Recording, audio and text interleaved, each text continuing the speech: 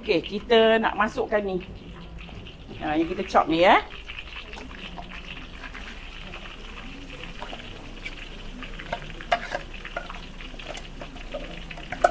Okey, kita tumis sampai dia pecah minyak.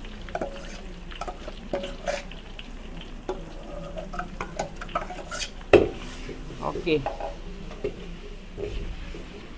Kak Zara masak ni untuk 3 ekor ayam.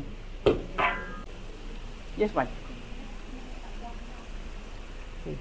Buah keras ni untuk satu nak lemakkan dia, satu nak pekatkan dia, satu lagi nak berminyak. Dia ada minyak atau buah keras ni? Dia ada minyak sendiri dia.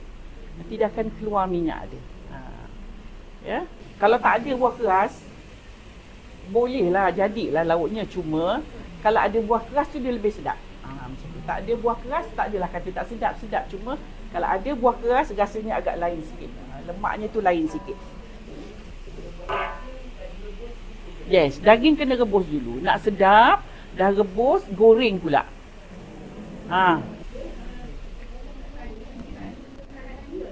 Tak ada. Lauk ni tak ada halia.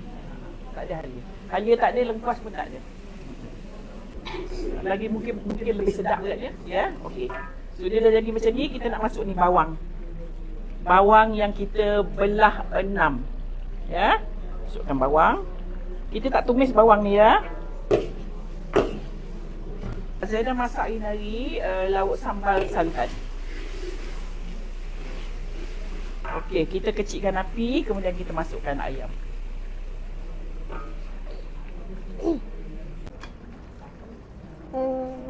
Daripada Nur kasih Kak Zaidah, udang pun boleh kan? Atau Boleh. tak sesuai? Boleh, kita masukkan ayam ya. Boleh. Udang pun boleh. Sedap ni masak udang. Ya. Kering. Dia kering lah. Dia boleh aja sebenarnya puan. Jadi je lauk tu, cuma rasa dia lain, rupa dia lain. Rupa kuah tu lain. Kalau puan pakai lada merah, lada blend, cili pun, dia jadi merah. Sebab dia cili kan, cili dikisar kan. Lepas tu dia tak nampaklah cilinya macam ni. You nampak cili dia tu. Cuma saya chop halus tadi. Kalau kasar sikit, lagi kasar nampak dia. Jadi lainlah sikit rupa lauknya tu.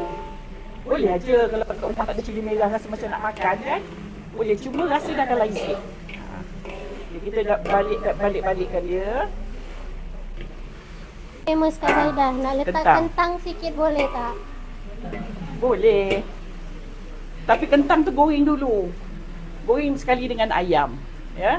Dan lepas tu nanti dah masak semua, baru masuk kentang, balik-balik. Ya. Okey, kita nak masukkan santan. Santan ikut keperluan. Kak Zaidah ni masak 3, so agak banyak juga saya letak santan dalam 600 ml.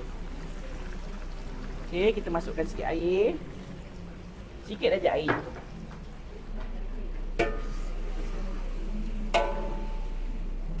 Okey, kita nak masukkan kacang panjang.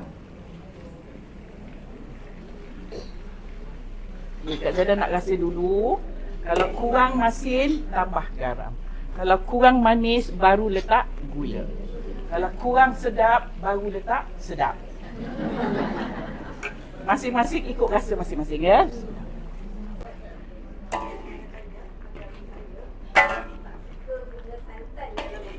Yes. Jangan.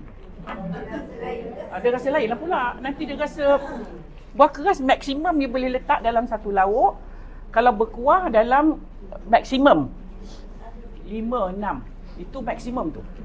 Kalau macam pekat-pekat macam ni, dia tak boleh banyak-banyak sangat, nanti dia muak. Dia muak sebab kita dah letak santan kan.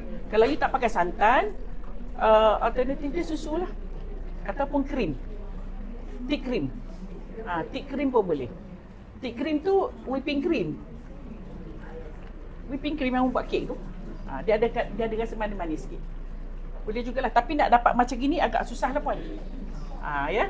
Ya, ada orang dia memang tak makan santan ya. Ya.